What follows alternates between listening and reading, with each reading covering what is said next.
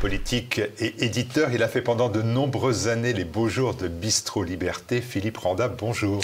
Bonjour Martial. Bonjour Philippe, merci d'être là pour présenter votre 133e ouvrage, 133e bébé, intitulé « La France macronisée, ce quoi qu'il en coûte de l'arnaque à la crise ». Alors, pour illustrer votre point de vue, les prestations du président Macron, vous faites appel à Xénophon, évoquant un Socrate qui ne voyait que de fourberies plus grandes que de tromper ses concitoyens et de se faire passer, lorsqu'on est sans mérite, pour un homme capable de gouverner l'État. Vous avez été chercher les Mémorables et Xénophon pour faire le portrait d'Emmanuel Macron. Ça arrive. Alors, peut-être parce que Emmanuel Macron est le premier président qui arrive avec une batterie de diplômes, d'écoles, de références. Les autres présidents ont aussi eu des diplômes, ont aussi eu des références, mais lui, c'est le jeune premier de la classe, celui qui a fait des prestations formidables partout où il est passé. Faisons oublier d'ailleurs qu'il avait été ministre de François Hollande, au passage, parce que le quinquennat de François Hollande a gardé a laissé de mauvais souvenirs chez les gens. Et ce jeune président arrive auréolé de toute cette gloire où tout le monde dit c'est ce jeune premier formidable qui a fait un premier quinquennat, qui en a fait donc est en train d'en faire un deuxième, mais on peut le juger aussi sur ses résultats depuis le début. Et brusquement se dire, mais qu'a-t-il fait depuis le début et pourquoi a-t-il toujours réussi, en fait, à se sortir de toutes les situations? Si on redéroule le film, on sait très bien qu'au moment des Gilets jaunes, il a fait un exploit pour moi, un seul. C'est pratiquement le seul fois où il m'a épaté, Emmanuel Macron. C'est qu'il a retroussé, rappelez-vous, il y a des manifestations partout, sur les coins de rue, au rond-point et tout. Il a retroussé au propre et au figuré ses manches et il a fait un tour de France pour parler. Était-il écouté? Pas vraiment, parce que je me suis dit, et je l'ai vu faire, je l'ai écouté un peu, c'était la logorée habituelle, mais il l'a fait et j'ai vu brusquement, j'ai constaté au même moment qu'effectivement, ça déroutait les gens. On se dit, mais tiens, il va à la rencontre des Français, il mouille sa chemise. Et on ne pensait pas que ce président qu'on appelle, qu'on compare à Jupiter, qui donne des ordres de là-haut à ses ministres et tout, aurait été capable de faire ça. Mais ça, c'était quoi? Il a fait des blablabla. Ce n'est pas pour ça que ça a mis à genoux le mouvement des Gilets jaunes, c'est pour d'autres raisons. Les Black Blocs sont intervenus, la lassitude, le fait que les Gilets jaunes étaient totalement divisés. Bon, il y a plein de raisons. Mais il reste quand même cette image où là, à ce moment-là, il l'a fait. 3 mois après, il veut relancer sa réforme des retraites. On ne s'en rappelle pas, mais la France était paralysée par les grèves au moment où le Covid. Et le Covid, tout s'arrête. Et pour lui, il a 2 ans de grâce. Parce que les 2 ans de grâce, ce n'est pas les fameux 100 jours après l'élection. Les jours de grâce d'Emmanuel Macron, ça a été la période du Covid. Parce que là, plus personne ne bougeait. La classe politique était pétrifiée, ne disait rien. Personne a vraiment... On faisait des petites remarques en disant « Oui, le gouvernement, il n'y a pas assez de masques, il y en a trop. » Mais en fait, personne ne bougeait. Arrive ensuite la fin du Covid. Et là, les gens, peuvent respirer à nouveau, si j'ose dire, sans le masque. Et donc, il a encore un état de grâce. Mais c'est uniquement parce que les gens peuvent enfin se sentir libérés de lui. Et puis, qu'est-ce qui se passe après? Il y a dans l'objectif 2022. On arrive en 2022, les élections. Et là, c'est encore une autre étape. Et les élections, il arrive quand même, face à des gens quand même qui étaient motivés, l'irruption d'Éric Zemmour dans l'arène politique, le fait que Marine Le Pen a fait une campagne de fond sur notamment le pouvoir d'achat, Mélenchon qui est redevenu le leader de la gauche, face à tout ça, les gens qui se disent « Oh là là, on veut pas de Marine Le Pen, Éric Zemmour fait peur, Mélenchon, n'en parlons pas, c'est l'apocalypse de gauche », eh ben, il ressoude des gens il fait un assez bon score au premier tour, et puis arrive le second tour, face à Marine Le Pen, ce qu'il voulait. Et là, on s'aperçoit quoi? C'est qu'en fait, par rapport au deuxième tour de son premier quinquennat, Marine Le Pen fait un énorme score. Donc en fait, mais il est réélu. Ah, le jeune premier, vous voyez, qu'on a beau dire ce qu'il veut, il est réélu. Et là, aux surprises, je ne sais pas si c'est une divine surprise, pour ses opposants sûrement, il perd sa majorité parlementaire.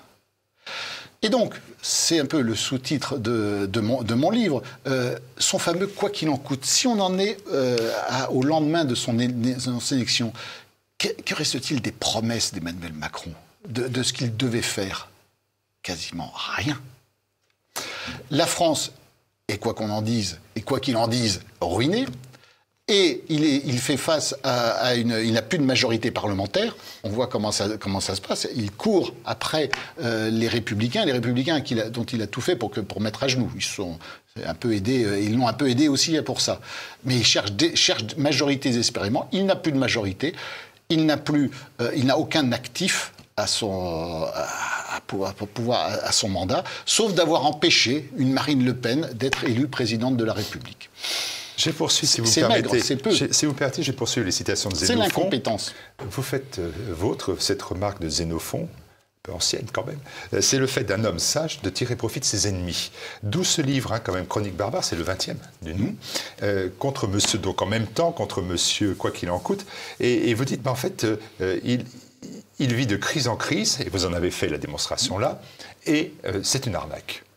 C'est une arnaque parce que de tout ce qu'il a promis, pour l'instant, il a réussi à faire passer quand même une chose, effectivement, sa réforme des retraites. Pour une fois, c'est un homme politique qui a, depuis le début, toujours dit qu'il dit... Enfin, il ne l'a pas toujours dit, d'ailleurs. Avant, il a dit qu'il ne ferait pas, ça varier sur les âges. Il a réussi à faire passer cette réforme de retraite, incontestablement, puisque, de toute façon, toutes les motions de censure sont retoquées à l'Assemblée, légalement. Ça, on ne peut pas le lui reprocher. Le problème de cette réforme des retraites... Quoi qu'on en pense sur le fond, parce qu'en fait, on n'a pas vraiment parlé sur le fond. Est-ce que vraiment il a réussi, au lieu que les gens comprennent ce dont il s'agissait, ou plus personne, qu'on soit pour ou contre l'allongement de l'âge de la retraite, plus personne n'a compris ce qu'il voulait. À titre personnel, la retraite n'est pas un sujet qui me passionnait, et j'ai fini. Je ne suis pas hostile à fait de travailler plus, pourquoi pas. Moi, je pense qu'il faut plutôt arranger les conditions de travail plutôt que la durée. C'est ça. Et plus personne ne parlait des conditions de travail. Tout le monde parlait de l'arrêt de travailler, arrêter de travailler. C'est devenu l'obsession de millions de Français. Pas les conditions de travail qui souvent sont déplorables pour les transports. Enfin bon, c'est un autre sujet. Et le problème, c'est que plus personne disait, mais en fait, on en est où dans ce qui va se passer? Parce que là, ils ont reculé de 2 ans, mais rien ne dit qu'ils ne vont pas trouver dans un an ou deux à dire finalement 64 ans, c'est pas assez, on faut reculer encore. Les oppositions ont dit que si elles revenaient au pouvoir, ou si elles arrivaient au pouvoir, immédiatement, elles reviendraient sur l'âge de la retraite à 64 ans.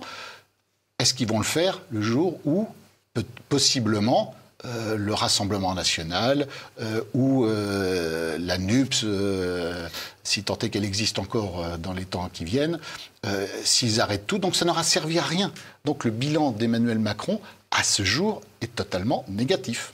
Qu'on me donne une réalisation qu'il a pu faire. Il a géré la France, mais depuis son accession au pouvoir, la France va moins bien.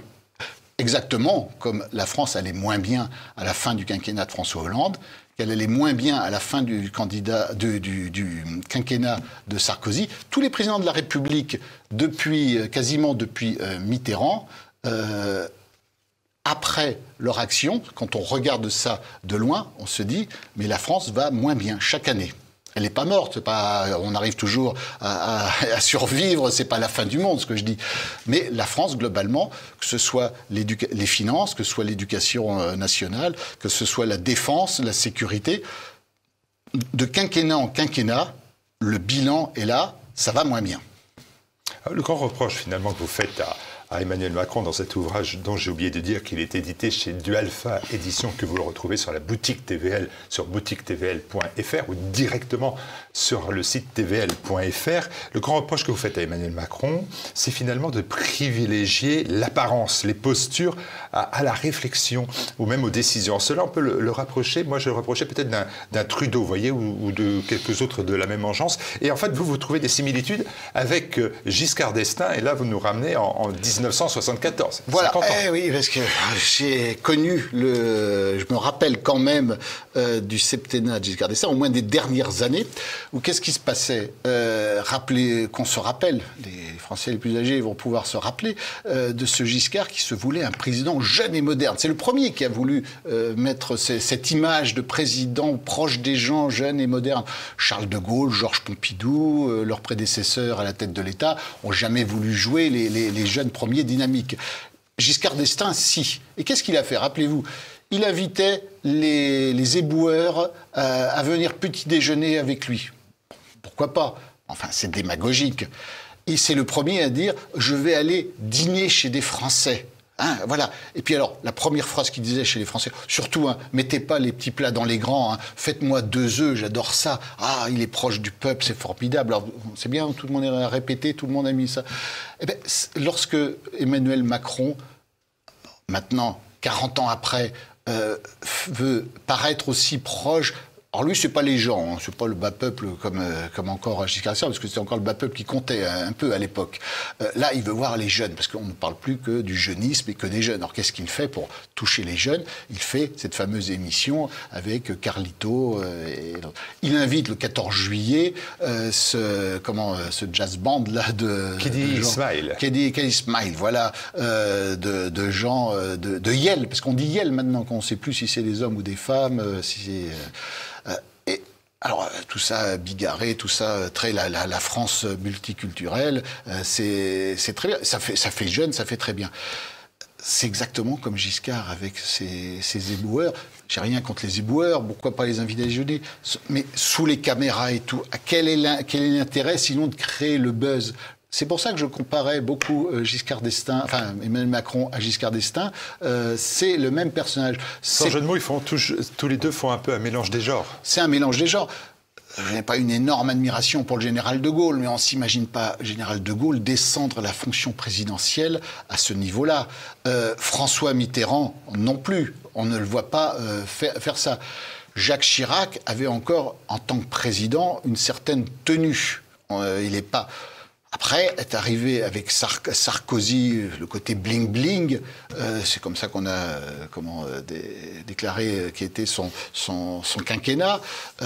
Puis après, évidemment, on a connu François Hollande, la pétrolette, le casque et les croissants rue du Cirque. Bon, mais de quinquennat en quinquennat, les présidents sont quand même obligés à descendre la fonction présidentielle. Et même encore autre chose, aujourd'hui, j'ai encore entendu Emmanuel Macron dernièrement, que ce soit sur le travail, la santé et tout, c'est lui qui parle, c'est lui qui vient expliquer quelles vont être les réformes, ce qu'on va donner. Il n'a pas de ministre, ce président Macron. Pourquoi c'est toujours lui qui est sous les caméras? Les ministres, on connaît Elisabeth Borne parce que c'est la première ministre, certes, mais un peu le ministre, pour l'instant, effectivement. François Braun, parce que c'est les hôpitaux, on parle. Darmanin, parce que à cause de la répression qu'il fait, et à chaque fois, évidemment, qu'il y a un crime où l'ultra-droite a sanctionné, on fait une déclaration avec Darmanin. Et tous les autres ministres. Pape Diaye. Il se trouve que je connais quelques personnes qui sont dans les ministères de l'Éducation nationale. Je lui dis, mais vous en pensez quoi de Pape Ndiaye? Il dit, mais rien. Il n'est jamais là. Il est absent. On ne lui reproche pas telle déclaration, telle action. On lui reproche qu'il n'est jamais là. Il n'est pas du tout fait... Alors pourquoi Pape Ndiaye? On ne parle de lui que lorsqu'il fait des déclarations wokistes, effectivement, qui scandalisent que les gens trouvent formidables. Mais en tant que ministre de l'Éducation nationale, il est totalement absent. C'est le problème d'avoir nommé des gens venant de la société civile.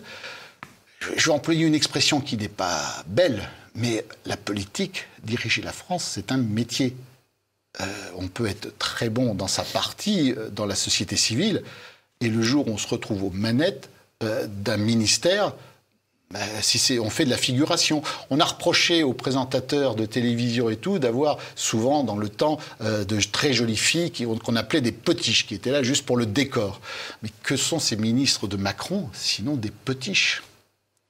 Tout au long de vos chroniques, Barbara, vous avez utilisé le mot woke, mais c'est vrai que vous dénoncez ce wokisme, cet endoctrinement politique qui l'accompagne. Ça, c'est vraiment une des cibles, et pour vous insupportable, avec beaucoup de mise en garde à travers l'ouvrage. Il y a beaucoup de mise en garde. Ce recueil de chroniques et de sujets très divers que je regroupe dans mes chroniques, donc le 20e volume, c'est au jour le jour, chaque année, ce qui s'est passé de plus flagrant. Je ne peux pas parler de tout, il y a des sujets forcément que j'oublie, sur lesquels je fais l'impasse, mais le wokisme, vous admettrez quand même que c'est devenu aujourd'hui, actuellement, prédominant.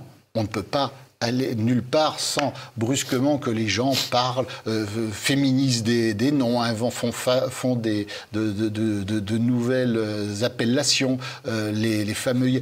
Je prenais encore le métro hier dans Paris, où assis à une place, il y avait... Alors, je ne sais pas, franchement, si c'était un homme qui se prenait pour une femme ou une femme qui se prenait un homme. Je ne suis pas capable de connaître son sexe. Bon. Et aujourd'hui, moi, je ne fais pas de... Il a le droit de vivre comme il veut, cette personne. Je peux dire personne sans choquer... mais c'est quand même terrible de se dire, aujourd'hui, on ne sait pas, ces gens s'habillent, se coiffent, se maquillent, il avait tout... Il, elle, alors ils ont inventé le mot il, comme ça effectivement, au moins c'est un néologisme qui sert, puisque réellement, sincèrement, et là je ne me moque pas, je dis je ne sais pas si il est né homme ou il est né femme. C'est ça le wokisme, c'est-à-dire c'est cette propension dans tous les secteurs de la société à vouloir imposer une nouvelle vision de l'homme. L'homme nouveau, vous savez, on a beaucoup reproché aux dictatures, celle du XXe siècle, la dictature communiste, la dictature fasciste, nazie, de vouloir faire l'apologie de l'homme nouveau, selon leur conception propre. Et là, qu'est-ce qu'on fait d'autre, sinon de faire l'être nouveau, puisqu'on ne peut pas dire l'homme nouveau, c'est la femme nouvelle, l'homme nouveau, ou même plus ni l'homme ni la femme. C'est en permanence dans tous les discours, pas forcément sur TV Liberté, mais voilà. Je crois que c'est un sujet que vous abordez souvent, Martial. Oui. On parlait de communisme, on parlait de wokisme. Ben, vous faites des portraits assez savoureux d'ailleurs de personnalités. Alors, si on dit communisme, je vous réponds Clémentine Autain. Si on dit wokisme, je vous réponds bien évidemment Sandrine Rousseau. Ça, ce sont vraiment des cibles dans l'ouvrage. Elles apparaissent de manière assez... Vous êtes assez dur avec elles. Ben, en fait, fait, avec elles. Oui, je les considère encore comme des dames. Voilà. J'espère que je ne vais pas les choquer et que je ne les insulte pas en disant ça. Oui, tout simplement parce que c'est passionnant de les voir surtout une Sandrine comme une Sandrine Rousseau. Je pense que à couper les têtes comme elle fait dans son propre camp, je ne parle pas de ce qu'elle dit sur ses rivaux ou ennemis politiques, mais dans son propre camp, c'est ce que j'ai voulu mettre en exergue dans ma chronique et dans ce livre, c'est que je serai membre de la NUPS. C'est vague. Je serai donc allié avec la camarade Sandrine Rousseau, j'aurais peur. Parce que jusqu'à présent, rappelez-vous, elle a quand même dézingué le président de son parti, Julien Bayou, voilà. Au moment de la campagne présidentielle, elle a carrément poignardé, elle a été virée de l'équipe de campagne de Jadot. Aujourd'hui, elle mène l'action contre Adrien Quatennens, j'ai du mal à le prononcer, voilà, lorsque, effectivement, il avait eu ces histoires matrimoniales. Imaginez, je m'imagine que les gens de la NUPS, aussi vaste soit-il, écologistes, France Insoumise et tout, se disent, mais est-ce que demain, ce ne sera pas mon tour si elle pense, si réellement je suis en travers de sa route, ou si si elle pense que je le suis. Et donc, Sandrine Rousseau a peut-être beaucoup de pouvoir médiatique, en tout cas actuellement, mais je prédis, ce n'est qu'une prédiction, que peut-être elle est déjà sur le déclin, dans son propre camp, hein, ce n'est pas ses rivaux, ennemis politiques qui vont la dézinguer. Bon, il y a des actes aussi que vous évoquez sur cette année 2022, car ce livre reprend globalement les événements de l'année 2022, et vous évoquez le meurtre de la jeune Lola, ce féminicide qui ne dit pas son nom, ou ce francocide qui ne dit pas son nom. C'est un crime horrible et on sent que ça vous a terriblement touché. Il n'y a pas que moi, c'est quand même abominable, quoi. La seule chose que j'ai essayé de faire remarquer, oui, c'est un francocide, bien sûr. Mais je ne sais pas si le racisme a été spécialement précis dans les intentions de la criminelle. Mais il y a une chose, moi, qui m'a heurté, c'est que, brusquement, c'est une femme d'origine extra-européenne, c'est une femme qui s'en prend à un enfant, qui est une prédatrice sexuelle, puisque moi, je n'ai lu que ce que la presse a rapporté, assez unanimement, donc il n'y a pas de raison de mettre en doute, qu'elle a fait prendre une douche à sa petite victime. Il y a eu des attouchements, et peut-être plus que ça, on n'a peut-être pas tout dit. Et que, brusquement, les féministes français ne sont absolument pas intervenus, n'ont pas dit quoi que ce soit. Ah non, il fallait pas d'amalgame. Ah, le fameux pas d'amalgame. Le pas d'amalgame, là, brusquement, c'est une femme d'origine étrangère, prédatrice sexuelle. On n'en parle pas, surtout pas, parce que là, si on met ça en lumière, on est abominablement raciste. Je pense que les motivations, c'est les motivations d'une folle. Moi, je ne pense pas que toutes les femmes d'origine extra-européenne sont capables de telles abominations. C'est vraiment une exception, bien sûr. Mais ça prouve aussi que les femmes sont capables de choses abominables. Pas que les hommes. Allez, on va parler de choses de plus sympathiques. Entre guillemets, c'est l'ouvrage qui permet aussi de retrouver tous les entretiens que vous avez accordés à la presse écrite, et ce qui vous permet aussi de faire le tour de l'actualité politique, des événements politiques qui se sont déroulés tout au long de cette année 2022. Et quel est, à partir de ce que vous avez vu en 2022, votre regard sur le paysage politique en 2023, en cette année de 2023, en mois de juin 2023 ? Alors, j'en ai déjà beaucoup parlé en disant, avec le résultat des élections, où Marine Le Pen a beaucoup surpris en réussissant à former son groupe de 89 députés, ce qui n'est pas rien. L'éruption d'Éric Zemmour, moi j'y croyais pas à la base, je ne pensais pas que ce brillant chroniqueur, c'est un pléonasme, tout le monde, même ses ennemis, reconnaissent que c'est un brillant chroniqueur, mais pourrait se transformer en bête politique. Je ne croyais pas. Eh bien, pourtant, ça a été le cas. Il a réussi et il a mené une campagne assez exceptionnelle. En 6 mois, il a réussi ce score que tout le monde présente comme une terrible défaite. Mais quelqu'un qui, en 6 mois, a réussi à avoir 2,5 millions d'électeurs, 7% des votants, c'est énorme. La réussite de Jean-Luc Mélenchon, d'avoir réussi à sauver les meubles de la gauche, lui qui n'est pas qualifié pour le second tour et qui réussit tout de même, à travers la NUPES, à permettre qu'il y ait un groupe écologiste, un groupe socialiste, un groupe de la France insoumise, et qui aujourd'hui, et là j'en arrive à la conclusion, et qui aujourd'hui se retrouve, lui, mis en cause. En fait, à la NUPES, tout le monde cherche un peu à le dégager. Emmanuel Macron n'a plus de majorité. Les Républicains se sont ridiculisés dans le débat sur les retraites, ont perdu vraiment toute crédibilité. On ne sait pas, ils étaient pour cette réforme, mais ils ont voté contre, mais pas les motions de censure qui pouvaient l'arrêter. Politiquement, ils n'existent plus, ils n'ont plus de chef. Éric Ciotti, aussi méditerranéen soit-il avec son accent, c'est sympathique, mais ça ne donne pas vraiment envie de lui confier les rênes du pouvoir, c'est clair. Marine Le Pen, son groupe s'est présenté, c'est difficile de les traiter d'extrémistes, de bandits, de gens qui veulent faire une dictature. Quand on voit l'attitude de la NUPES leur a permis de se présenter finalement comme des gens normaux, donc d'acquérir une certaine crédibilisation. Moi j'ai toujours pensé que Marine Le Pen, qui ne parle que de dédiabolisation, c'était pas là le problème. Le problème c'était d'être crédible. Est-ce qu'elle a acquis suffisamment de crédibilité? L'avenir le dira. Et à la prochaine échéance, ce sont les élections européennes. C'est là où ça va être, à mon avis, assez définitif, parce que qu'est-ce que va donner le résultat des prochaines européennes? Est-ce que Jordan Bardella, si c'est lui qui mène la liste, va réussir à faire venir à lui des élus républicains ou autres qui le crédibiliseront et qu'il arrivera à rester en tête des intentions de vote?